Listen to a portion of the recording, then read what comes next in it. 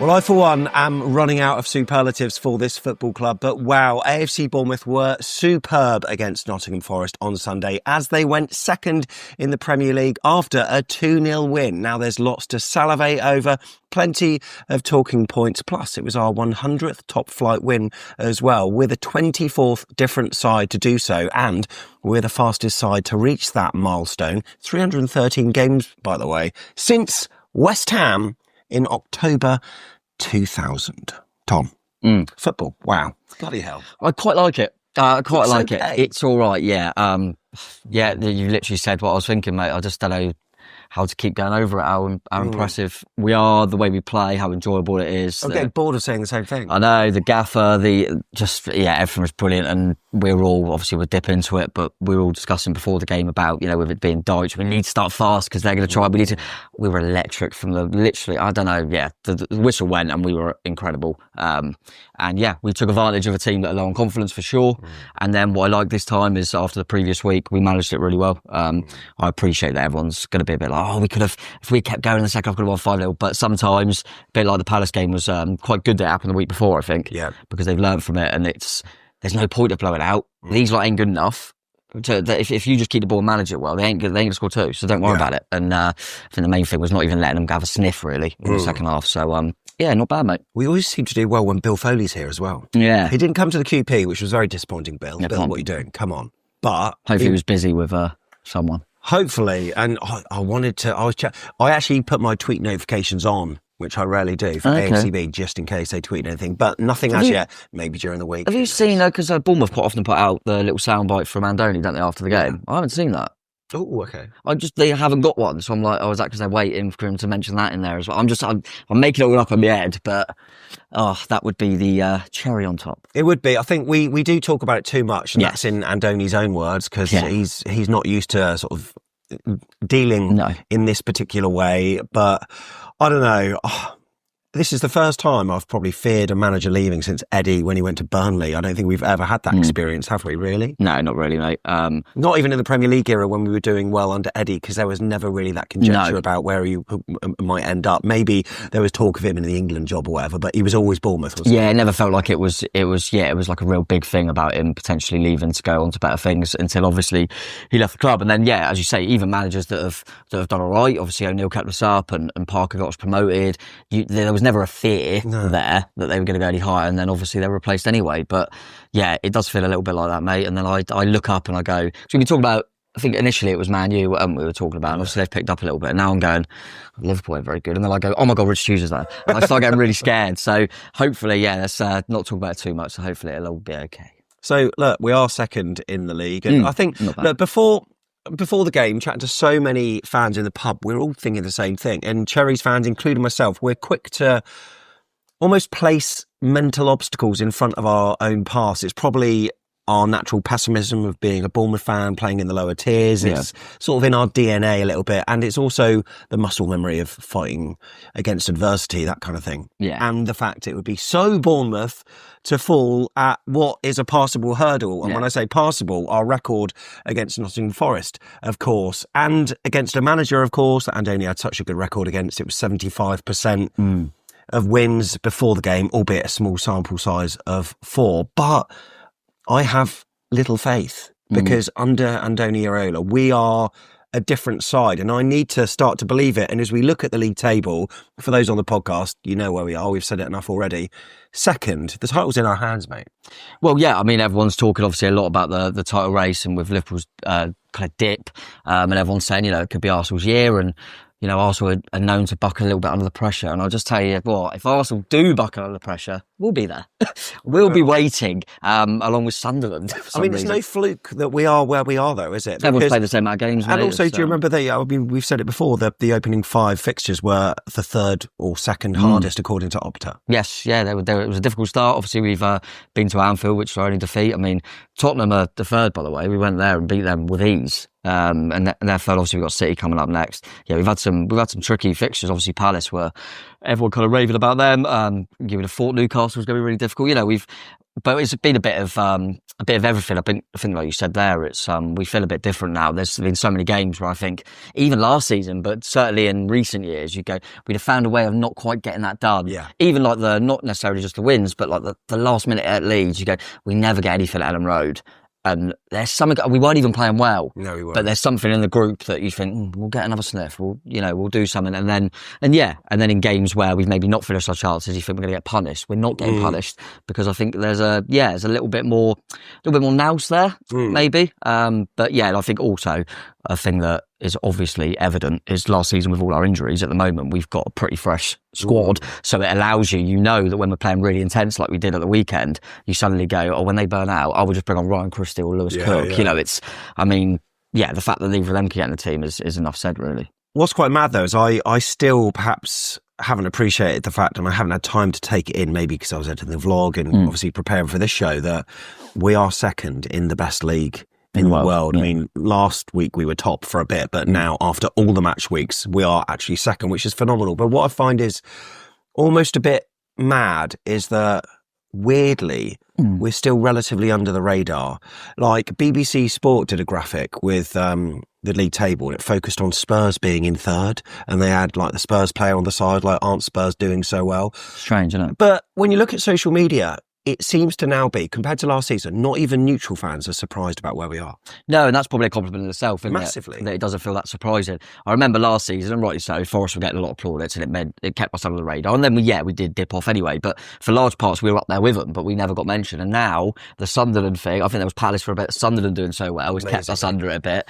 And and as you say, maybe it is a sense that they're kind of going, Bournemouth are doing what Bournemouth do. And I remember there was a time where Brighton were really surprising, and then the last few seasons you went where you expect Brighton to get exactly, and it feels like we're getting there. And they had a little jaunt with Europe as well, so you never know. But yeah, I suppose it is a compliment in itself, mate, that we're not it's not being raved about as potentially it should be. I think I saw that 17 years ago we were 90th out of the 92, and now we're second out of 92. That's absolutely mad. Did you watch Match of the Day on Sunday? No, I didn't. I've seen all the different highlights of our goals and stuff, but I didn't actually watch Match of the Day. Yeah, so Danny Murphy have said that AFC Bournemouth at the moment might as well be everyone's second favourite team. Do you reckon that's right? Arsenal and Forest No, I know what he means by that kind of cliche, is that we're really good to watch. I think great to watch. I think we're definitely one of the teams that if your team ain't on telly and you want to watch a good football match, you want Bournemouth to be on.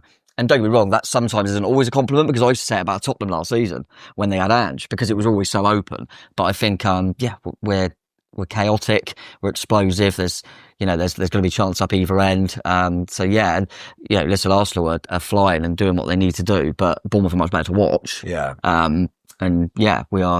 We are definitely one of the best teams to watch, I would say. I don't think that's in question. Look, we haven't escaped being noticed, of course, because our league table dictates that. And there was a tweet from TNT Sports that talks about the loss of Zabani, House and Kirkus. Are you almost bored of that narrative now, a little bit? A little bit. Or do you think, do you think it's being overused? Or, I don't think it's being overused. Or do you think it's rightfully being brought up a lot of the time? Yeah, and I think as long as it's done in the right way, I think it's... it should be brought up to, one, show how blooming good the recruitment have been in replacing them so quickly. Also, what Andoni's coaching is like. And listen, that's a lot of teams would. I think there's, because you would mention now with like Brentford just being Liverpool, straight away you'd go, they lost in Bremo and Visser. Yeah. It's part of it. And I think the fact that many people, including a Forest podcast, said that Bournemouth are going to struggle. Yeah. And Bournemouth are definitely going to struggle. They've lost their best. And I think people always say, which I get, Zabali, House and Kirkus, you go, Adam Smith hadn't played since August. He was the right back. Our goalkeeper also went because he was only on loan, and Kepa. So and then people go, Dango looks good. He went from Bournemouth, and it's, so when you look at it like that, you go, surely it will take a bit of adapting. And then our player of the season, Ryan Christie, can't get in the team. It's absolutely nuts. Yeah, and our strikers out. It's, really impressive. So football... in all is mad. So the top four obviously contains Bournemouth, contains Sunderland. There are no newly promoted teams in the bottom three. Well, even bottom four, because I think Fulham are 17th. Yes. Even in the Championship, the top 9, there are no teams that have got parachute payments there as well. Yes. And look, 2025 is the Chinese year of the wood snake, by the way. It's also the season, by the sounds of it, of the set piece. because our game, of course, contributed to that a little bit more with a Tavernier worldie. And there was a stat out saying 19% of Premier League goals this season have come via corners, 45 of the 241 goals, the highest proportion ever in the Premier League campaign. Football definitely is quite different this season, isn't it? It's changing, I think. You see the long throws like every single week now. Long throws have definitely come back Arne into Slot hates it. Yeah, he will. Who should have a go at Liverpool, for God's sake? Yeah. But it does seem to be going that way. I think we spoke about it a little bit in the sense of when Guardiola come over, it was all this inverted fullbacks, and it was really like, that kind of tiki-taka, like keep the ball, possession-based football. And I think Klopp had a lot to do with it, that kind of a bit more ferocious kind of play. What did he used to say? Heavy metal, didn't he? Kind of football. And then obviously Iraola's come in and been really impressive in playing that way. And then there's other teams as well.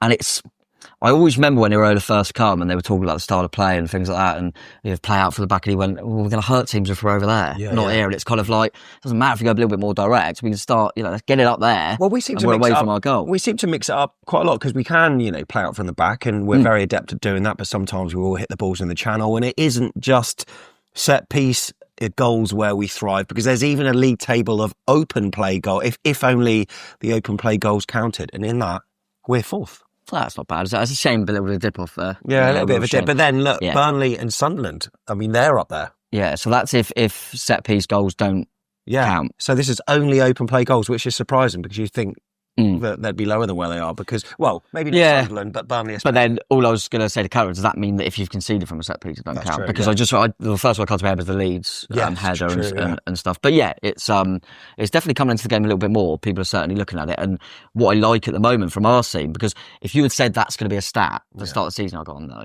Because I've never considered us to be one good at defending them or a big team. But now I look at our team sometimes. You see obviously big Velko in there. We got it at Velko. We can't. It's not going to work. No, it's not. But yeah, you've obviously got him in there. I think now with the goalkeeper, I feel a lot more confident when balls come into the box. We talk about Semenyo and how good he is at other aspects of his game. But he's a powerhouse. So I start looking at our team now and going, oh, I don't mind that. I don't actually mind that. And I always think with people like Celestia, who ain't like the biggest guy in the world, he's not bad in the air. It's an interesting one. I keep on saying to people look, I am wary that we're blowing hot at the moment, but I've said that so many times now. It's like, when do I not say this anymore? Is it going to be next week when that happens? Well, I think, listen, everyone's still... we could be as good as we have been. We will be favourites to lose at the Etihad. And we will be favourites to lose at Villa Park. Yeah. And they're our next two games. And then you have an international break. And then suddenly, if you've lost two games in a row, you've had a bit of a break. And then you come back and you're playing West Ham at home. Suddenly, weirdly, the narrative changes when they've got to be West Ham. Yeah. Otherwise, they're in a bad moment. So, football swings around, mate. But equally, what I said to a few people is, City won't want to be playing Bournemouth. No. And Villa won't want to play Bournemouth. And that's where we're at now. I don't think anyone wants to play Bournemouth. It's a good thing. It's a good thing. So, set piece goal and a non-set piece goal. Set piece is a throwback to a goal that many of you will remember with our first Premier League season. Junior Stanislas. Against Man United, wasn't it? It was. David De Gea in goal. It was actually very similar, but just up the other end, wasn't it? Yeah, it was. I remember it was quite a poignant one because they had the black wristbands on the armband, sorry. So he ran straight over to Iraola. I remember it was quite a nice moment. But that was a bizarre one. I think at the time, he probably didn't get the credit, Stanislas, because De Gea was going through a bad moment. So everyone was kind of like, De Gea's got to do better. But it was a throwback to that. And then my mate Ash reminded me that he forgot about the Stanislas goal, but remembered Jamie Day at Cambridge. What? He scored direct from a corner for us. Did he? Yeah. And that's so Ash. I think we conceded one from a corner once back in 1991 when Jerry Payton was last in goal or something. I was just at the womb, mate, so you can't really remember that. No, give me a break. But look, one goal from Tav, one goal from a striker that is on form, and it's like I said in the preview, it's almost like a wonder kid coming into play against Forest. Ouattara did it last season. Obviously played in many positions, including up front for that game. What a way to take your chance. This is a statement to the other players in the side, like your Adleys, like your Gannon Dokes. Definitely. If you get an opportunity, you take it, because that is exactly what Kroupi's doing. Yeah. And I think you sent it to me in a text. Will Evan Nilsson get back in? Well, will at some point, but... Yeah, it's a mad one. It's a great problem to have, and I think Andoni's alluded to that already, because he's hoping Evan will be back soon. Like I've always said with Smithy's a good example, when someone like Kroupi's done it well, if Evan Nilsson's not 100%, you don't need to... We've had times before, I certainly think last season, there were players playing through through pain because we didn't have the option. Just shoehorning them in. Yeah, so it's nice to know there was no rush needed. But yeah, Kroupi's doing it. I think there are others as well. I think, you've got, I'm sure we'll talk about them at some point, but, our player of the season, Christie, can't get in because Scott has taken his chance. Clivert's only just started to try and get back in the team because Brooksy started the season so well. And Jimenez, I thought, was brilliant at right back. So, yes. And then, you leave Diakite out and Emilio comes in and plays like that. So, yeah, but Kroupi, it's just, we've said it enough times, and I think it's really evident with him that, listen, he's no disrespect, but he was playing in League 2 of France. To step up to the Premier League, that is you never do that. You wouldn't expect someone to come from that league and go straight to Premier. But when it's a striker who scores goals, the goals stay the same size. Yeah, every instinct he has is the same. Yeah. So yes, I'm sure he was more involved in League 2. He does all-round play and he probably took people on more, etc., etc. But if you've got an eye for a goal, you've got an eye for a goal. And what I like at the moment, great big shout out for Unal to get back on the pitch as well. So our three centre forwards are also different. Yeah. I really like that. I thought Kroupi started to adapt to how we wanted to play, which is really impressive and exciting. But we've got three different kind of strikers, which I like. So I think they can, they all complement different parts of our game. So we were at the pub before the match and a lot of conversations. Like I say at the start of the show, a little bit of pessimism. But I suppose that's a compliment to Sean Dyche, really, if anything, isn't it? Because he gets his teams really well organised. One thing I didn't know was a stat that 41.9, let's call it 42, 42% of all goals scored by Dyche's Premier League teams have been set pieces. That is a high percentage. It's very impressive, isn't it? Yeah. Do you think that's part of the reason, then, why Velko came in? Yes, I think we spoke about it, didn't we, before the game, that there was probably a number of reasons. I think, Velko's played one game and he was very, very good, and it was probably harsh for him till he left back out. But Diakite hadn't done anything wrong. I think, what you're thinking, Sean Dyche, Nottingham Forest, if you're ever going to play Velko, it's now. And equally, because last week we struggled with a big centre forward and directness in the box, and Diakite struggled a little bit. So I think it was probably you look at it now in hindsight, go, it makes sense, doesn't it? It's the perfect game for him. I think these two games, it's almost like Andoni, like you said about us managing the game better in the second half. It's almost like he learned his lessons immediately. Yes, and he said that. He said that in his piece with Alex Smith at the Echo. Oh, okay. That it's it's probably a good thing that we were 2-0 up last week and it got thrown back, because you can go, look, literally last week, what the things we did wrong, we let them get on top of us really quickly. Let's remain calm. We got the 2-goal lead, etc., etc. But it was a good performance from Milo. Like I said, I don't think Diakite's been bad at all. I like him, but nice to have a bit of competition there next to Celestia. It's really healthy. And how's the kid, 18, by the way? Comes in, he plays so experienced the way he plays. I tell you what, one of them's getting the nod against Haaland, and that's going to be really interesting what he does there. He's not a kid, is he? He's a grown.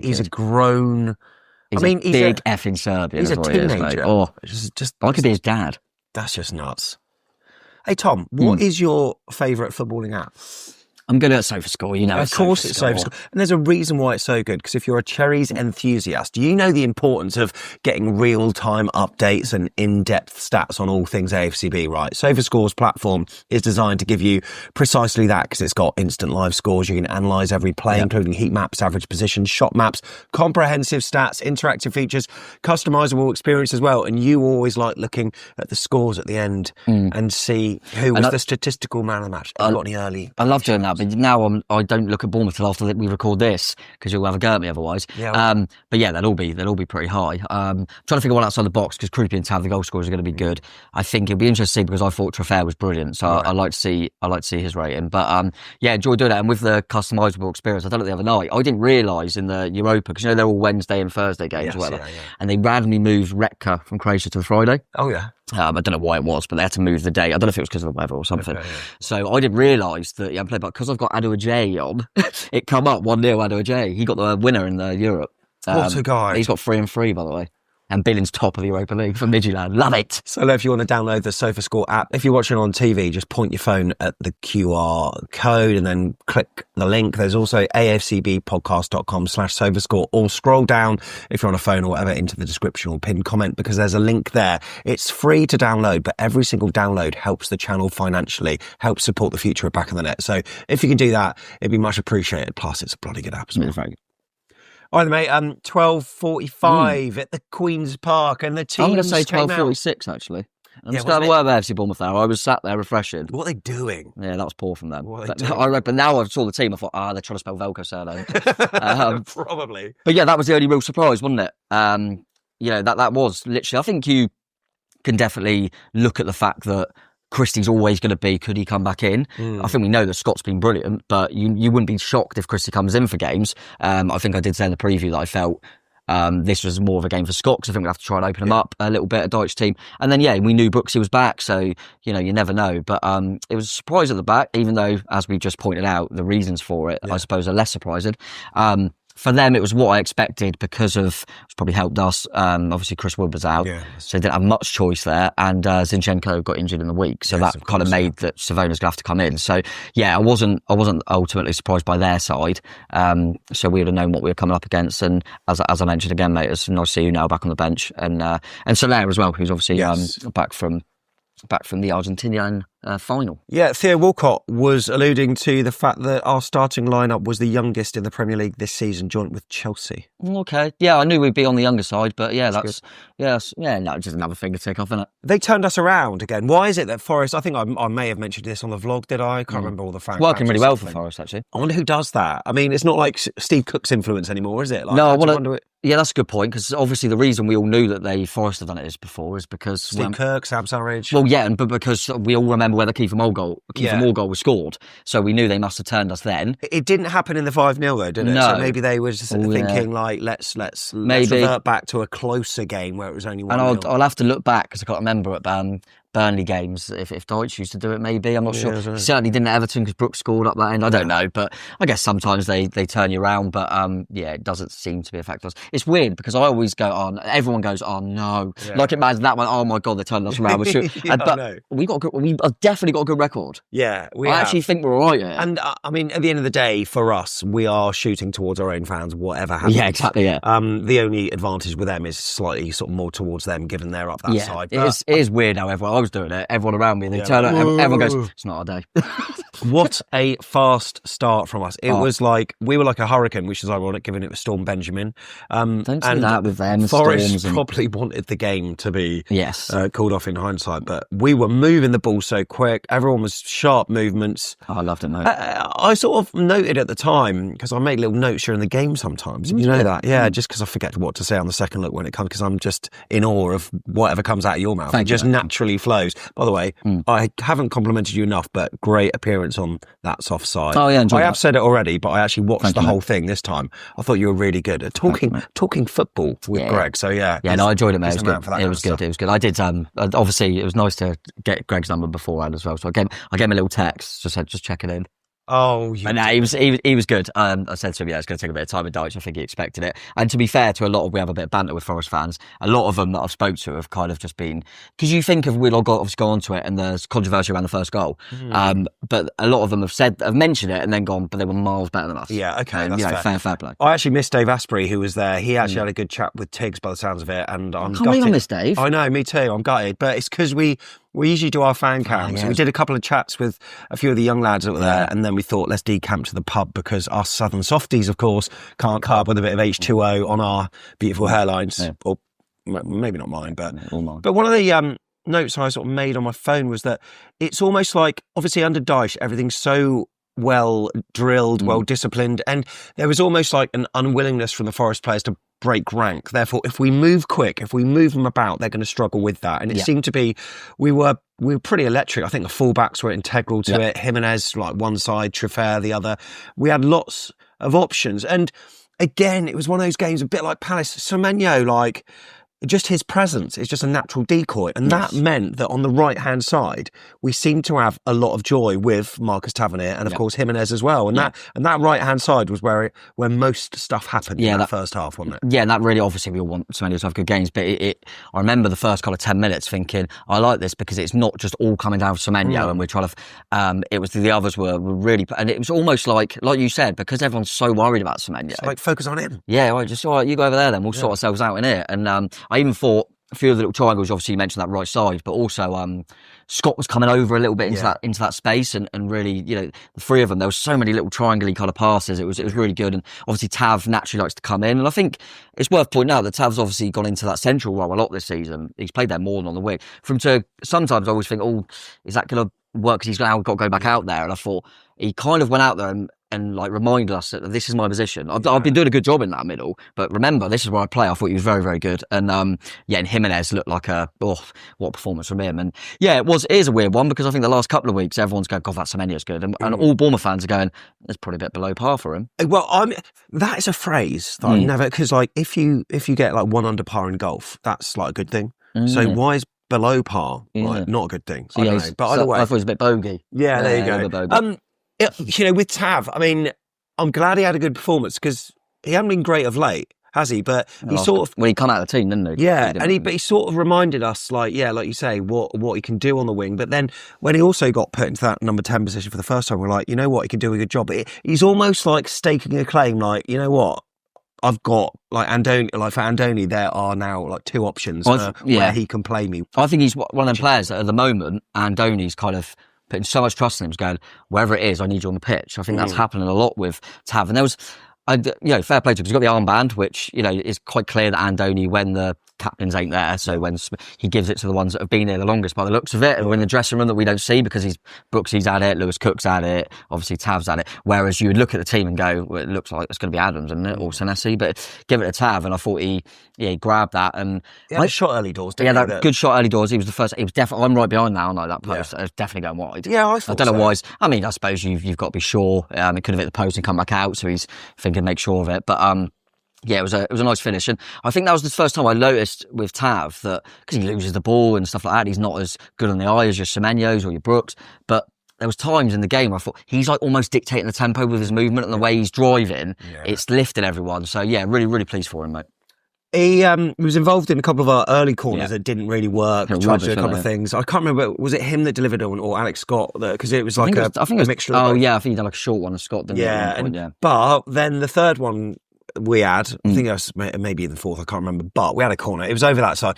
Shouldn't have been a corner. No, I don't know. Yeah, it shouldn't have been a corner. We were literally like, well, I'll go away with that one. So obviously it went in, and we'll talk about the amazing execution. But what surprised me was that they actually replayed the corner on the screen. Like, was that shithousery from AFC Bournemouth's media team or what? Yeah, because it was obviously when you're in the stadium, you're not really 100% sure what VAR's looking at because why should we know? We're only paying to watch. Why should we know what's going on? It can't get pulled back though, can it? Because it's a different phase of play. So there was no way that would ever affect the decision. Yeah, as soon as he goes over and takes the corner, that's it, done. So then I was going, but are they confused about the rules? Because that wouldn't surprise me. Yeah. But in the end, it was apparently a nudge from Adams. I did notice after that, and thinking back when I realised that that's what they were checking, Adams and Sells were doing that to each other every time because Adams likes to go in front of the keeper, doesn't it? There's no way that's enough. It's not. It's not foul. I don't think it is, but shouldn't be a corner. I sort of fear. I can sort of understand why maybe there might be a percentage of Forest fans that feel a bit aggrieved by that because once your keeper's got his legs like set, ready for the jump, just a slightest little nudge can put them off. But no, that shouldn't be a foul. But what I would say is that if I was in the kind of VAR or whatever, I'd be going, look, we got the corner wrong. We're not allowed to do that. So let's get it a goal for the push. Do you know what I mean? Because we've kind of correct our mistake straight away. That's what I was worried about at the moment. Do you know what I mean? I was thinking, should they correct their own mistake? Because, but equally, like I say, we got away with one there. Thought we were unlucky last week, obviously with the penalty. So it was nice that we got the rub of the green this time because, it wasn't a corner, mate. It wasn't, but look, if there was any... a wind helped in, I thought. Storm Benjamin. So windy down there. So windy.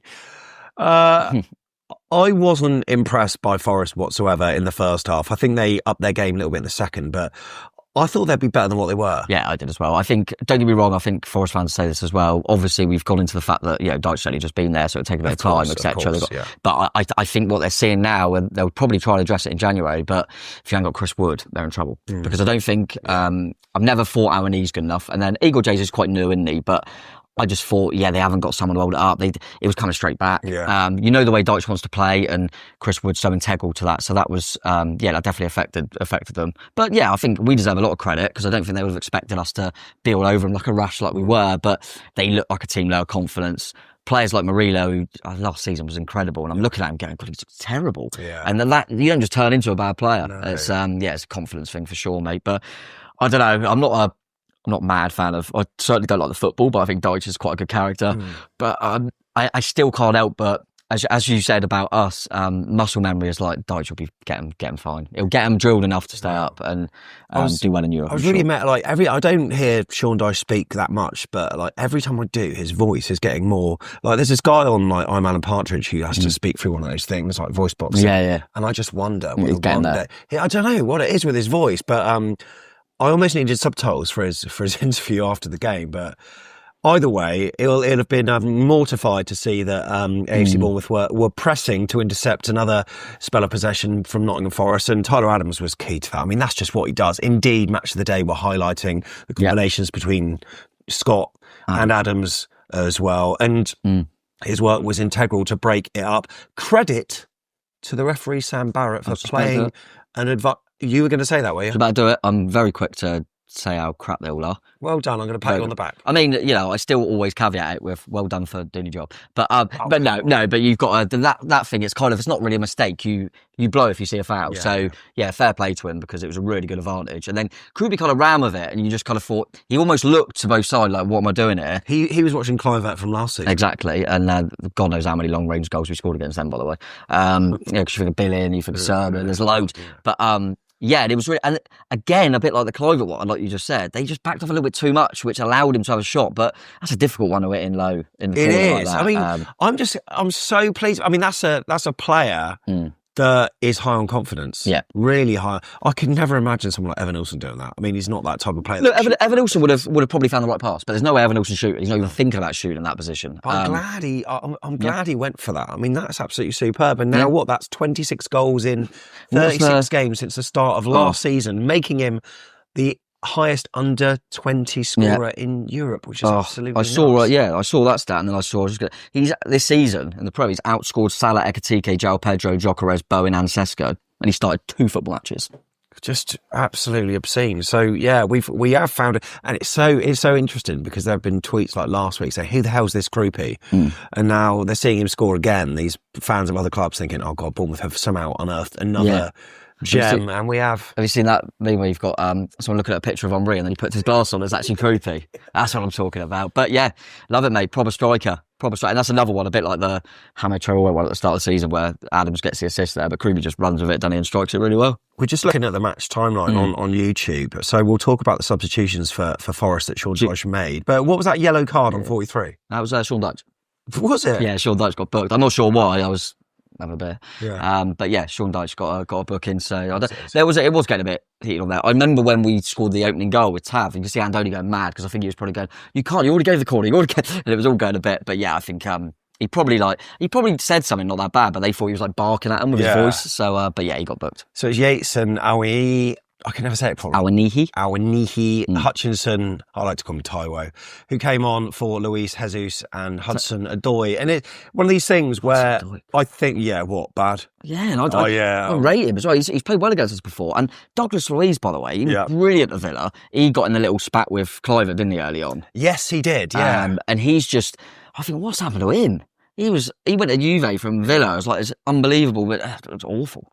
Really strange. I think the changes were made to maybe tactically switch things up and also to sort of deal with our intensity. And if you actually have a look at the attacking momentum, it sort of suggests that it did kind of work initially. They had a free kick early doors that sort of came to nothing. But there's also a shot stat, I think, in the second half. They had 5 shots to our 2, but apart from that one from Gibbs White that Petrovic did really well with, can't really remember what those shots were. There's a few that were literally straight down his throat. He picked them up. Yeah, there wasn't anything too exciting, like you say, apart from that one later on that Petrovic done. It's one of them that you want your keeper to save it, but I like that he always seems to like tip it round the post. Yeah, like instead of just like. But there was one in the first half where they had a snapshot and he just went like that. And I hate it when it goes back out. I think I said on the vlog that was after 2-0, it was after 1-0, and that was immediately like 2 minutes in, and he did well to say that. So but like I say, it's weird because in the moment, let's not lie, in the moment you're always like, oh God, if they score, it's going to go. But if I think about it, I go, that's the most comfortable I've been in that sort of position, really. I just felt we looked, and yes, you've got to give them credit for their changes and stuff, but I think a lot of them having a few more shots and having more of the ball was because we kind of allowed it. Yeah. Because we kind of, as we've already said, we learnt from last week, and there's no point of us playing the same way. It'd be mad, really. Yeah. I felt pretty comfy, and he obviously felt comfy because he was resting people like Semenyo at the end, bringing on Unal to give him a bit of a clap. So you know the game's won. It felt like they were missing a man in midfield. It's almost like... Yeah, it felt like we had an extra player at times. Yeah, it really did. Yeah. And we really contained them very, very well. I mean, we had a couple of moments towards the end of the game that, Brooks, he cut in from the left and he did his usual feign and got a shot away that went past the post. And then moments later, this lovely sweeping move that started with Semenyo on the left-hand side. The ball was like ran over. It was, sexy, wasn't it? Who ran over it? It's like someone ran over it. I think Christie ran over first. Yeah, and then the ball was played into Christie, who kind of backheeled it to no one, but it was easier to shoot. Have you seen his thing on Instagram? He posted the clip of it and he put, when you press the wrong button on FIFA. I think he just, because when I look back at it, but he knows that when Brooks played the pass, and Brooks goes straight into that middle, and I think he thinks Brooks is behind me. Yeah. But there was a player in between, so he just rolled it. It was so strange, but when you can laugh about that and try a little back heel, that shows. And I'm glad that we did try it, rather than... It would have been a sexy goal. Yeah, exactly. And it was at a time in the game where I think we sort of realised what Forest weren't doing, therefore we had licence to do that. Yeah. Like you say, really nice for Unal to come on for a bit of a... cameo. He come on when we had a caller as well. I thought, hello. If he's going to get his head, that would have been a dream. But yeah, really nice to see him on. We're singing about Dyche ball as well. Getting sacked in the car park, mate. Nottingham Forest, it's happened again. We almost have a different repertoire of songs, don't we? We do. We obviously have the Happen Again one because it's been over a decade since they beat us. Dyche is going to get a bit of that with the kind of boring football. But yeah, I like it. And now, because of Kiefer Moore's we start singing the Kiefer Moore song, then we start singing the Billing song because he set him up, and then we go, oh yeah, Iraola was a knob to that, and let's sing his song. And then we just start going through all the old school songs, which is always good fun. But yeah, they're I already saw some Forest fans a little bit concerned that their last game of the season is against Bournemouth. It's weird, isn't it? We've had it for plenty of times with other clubs. We just seem to have this thing on them. But I suppose this one, in the context, is the one that probably why we worried, but the one that Bournemouth should be beating Forest at home. Look at the form of the two sides, so we got it done. So we've just been looking at the average positions on YouTube. I suppose it's time for our Sofascore man of the match. And look, Tom, you said a certain name earlier. Fair. I'm starting to think you're cheating. Oh, has he actually got a really good rating? Oh, that's annoying. I kind of don't want to get right because then everyone's going to say, has he got the best rating? He has got 7.6, which is the best rating. I didn't actually say it was the best. I said it's going to be Kroupi or Tavs, but I'll say that I think Trofairs will be good. Oh, I didn't realise that. But yeah, no, I thought, we haven't really mentioned him, mate, but the fullbacks, sensational. And I think when you see, obviously we're doing it a bit tongue-in-cheek, but the way Kirkes is obviously looking at the moment at Liverpool, Trofairs come in and you think, how have we managed to do that? Made a hell of a lot of money and found a guy that's better. I mean, and there was one time that they were running through, you think, oh, they're in here, and he just kind of stuck his leg out and just picked the ball up and just walked away with it. Brilliant, yeah. I think literally now I'm going, the only thing Kirkes has is probably a bit more pace. Yeah. But that's kind of it. I think he's better on the ball, he's stronger, his positional awareness is better. He's less petulant, just everything about him. Yeah, do love him, mate. One of the players in orange there, probably right that Justin Kluivert, one of his more underwhelming games, I suppose, and you were questioning whether he's better as an impact player. I mean, I didn't think he was bad. It wasn't bad. He wasn't bad at all. I think when you play that well, it's difficult to kind of say players are bad. I don't think anyone was bad. I think the problem with Justin at the moment, he always looks better when he's coming on. You don't want to keep doing that because he's going to end up looking like he wasn't bad. And don't get me wrong, I felt at the start of the game when we were that electric start, his press is a lot to do with that. Yeah. He does press really. Whether he actually gets the ball, he puts him under so much pressure. Yeah. So I do appreciate that, but it's not quite happening for him when he's got the ball, apart from the worldie against Fulham, obviously. Yeah. It's not kind of, I don't know, it's just not quite happening for him, but still not a bad display. But yeah, he was probably the only one, and probably the only one that didn't have a good game was probably Adley. Yeah. Adley come on and was just bored offside, wasn't he? But no, it was a good performance from everyone, mate. And the one I was really impressed with were the fullbacks, though. I said the one. The two I was really impressed with were the fullbacks. Jimenez, I'm really loving him. And Trofairs, as we mentioned. He had the most touches, Trofairs, with 75. Tavernier had the most touches in the opposition half with 47, but also in the final third with 34. AFCB won 7 out of 9 tackles, and Trofairs, well, he scored 3 out of 3 in terms of that. So we haven't spoke that much about Veljko Milosavljevic, and Charlie Daniels was on co-coms. What's he saying? Did you get it? Do you know how to say it? I can't say it. Yeah, Milosavljevic. Milosavljevic. Oh, that's actually not hard. I just haven't even attempted it. Yeah. Oh, Daniels was on it, was he? Yeah. Oh, lovely. In his words, he's young but assured. He's taken to the division like a duck to water.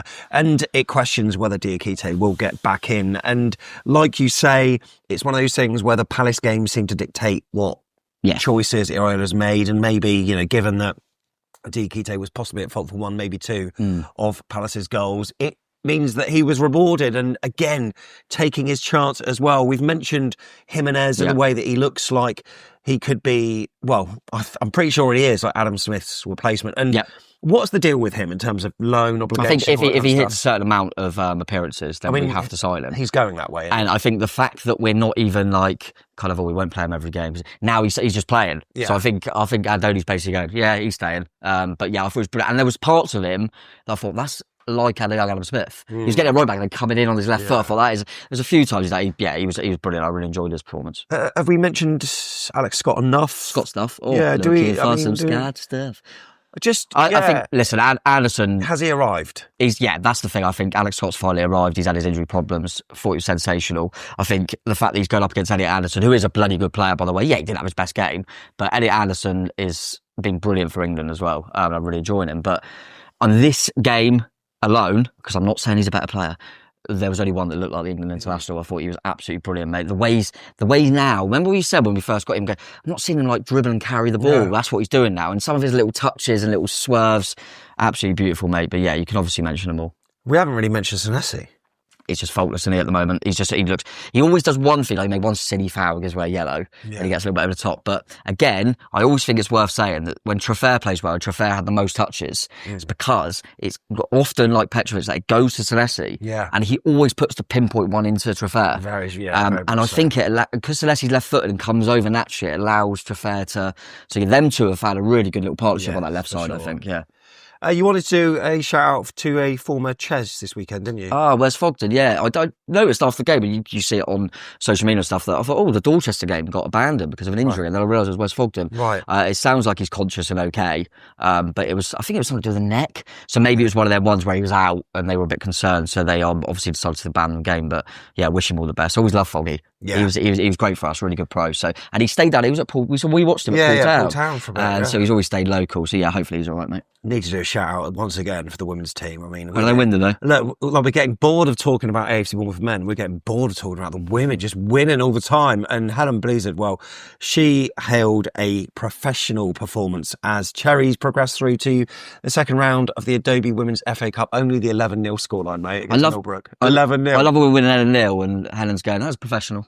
No, it's all right, I'll take that. And how did Jenna Markham only score one? I know. She's lost, she's washed. What's bad about it is that when they score like figures that need brackets, I forget the scores, so I'm going to read these out. So it was a brace each for Amelia Newton, Jessica Hennessy, Georgia Wilson and Kenny Thompson, but also goals, like you say, from Jenna Markham, Sophie Quirk and Gemma McGinn. Sharing the goals around that it's always good. Mate. It's always a good thing, yeah. Obviously going one of the... I mean, I don't obviously a lot about Millbrook themselves, but tell you what, whoever you're playing, you win 11-0, it's not bad, mate. So yeah, they continue to look all right, don't they?